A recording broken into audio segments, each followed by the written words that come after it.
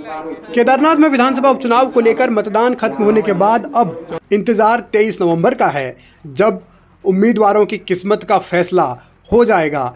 EVM में किसके खाते में कितने वोट गए, ये पिटारा उस दिन खुलेगा। आशा नौटियाल वहाँ से विधायक के तौर पर चुनी जाएंगी या फिर केदारपुरी की जनता ने इस बार मनोज रावत पर फिर से भरोसा जताया है 2017 के बाद। ये 23 नवंबर को तस्वीर साफ होगी, लेकिन सियासी आकलन अपने अपने तरीके से होने लगे हैं। दावों का दौर लगातार चल रहा है और कांग्रेस भी इसमें पीछे नहीं है।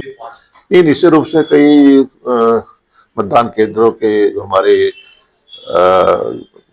साथी हैं, जो लगातार वहाँ पर पिछले दिनों से सक्रिय भी हैं, आज भी वह अपनी भूमिका निभा रहे हैं, तो संकेत साफ है। उनका कहना है कि हम बड़ी जीत की ओर बढ़ रहे हैं और माहौल अच्छा माहौल है, कहा है उन्होंने। एक सकारात्मक कांग्रेस के पक्ष में माहौल है, ये स्थिति देखने को वहां पर मिल रही है अभी तक। केदारनाथ के चुनाव में प्रचार बहुत आक्रामक हुआ था, दोनों दलों ने पूरी ताकत लगाई थी। उम्मीदवार भी गांव-गांव, घर-घर पहुंचने की कोशिश कर रहे थे।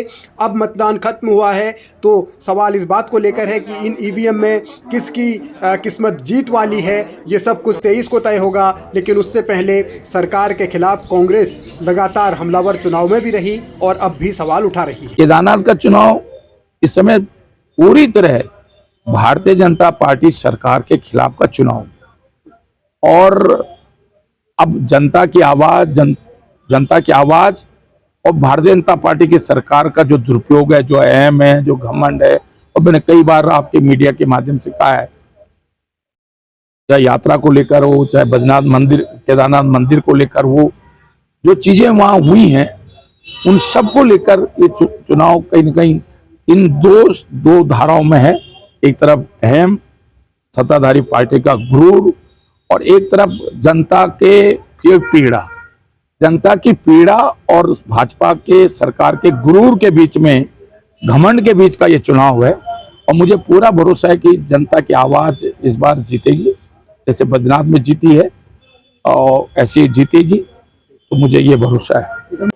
उपचुनाव को लेकर कांग्रेस जितनी कॉन्फिडेंट है, बीजेपी भी उतना ही आत्मविश्वास दिखा रही है। बीजेपी को लगता है कि आशा नौटियाल का 2 बार का बतौर विधायक कार्यकाल और उसके बाद मौजूदा डबल इंजन की सरकार के काम, ये सब अहम फैक्टर साबित होंगे। लेकिन जनता ने किसको समर्थन किया है, ये जनता को ही पता है। अब तो इंतजार 23 का ही करना पड़ेगा, लेकिन दावे करने में बीजेपी भी पीछे नहीं। बीजेपी कह रही है कि मतदान ज़्यादा हुआ है तो उनको इसका फ़ायदा मिलेगा। अब फ़ायदा होगा या नुकसान होगा, ये सब कुछ 23 तारीख को तस्वीर साफ होगी। लेकिन उससे पहले आशा नौटियाल या मनोज रावत वाली जो उलझन है, वो फिलहाल बनी हुई है, सस्पेंस बना हुआ है।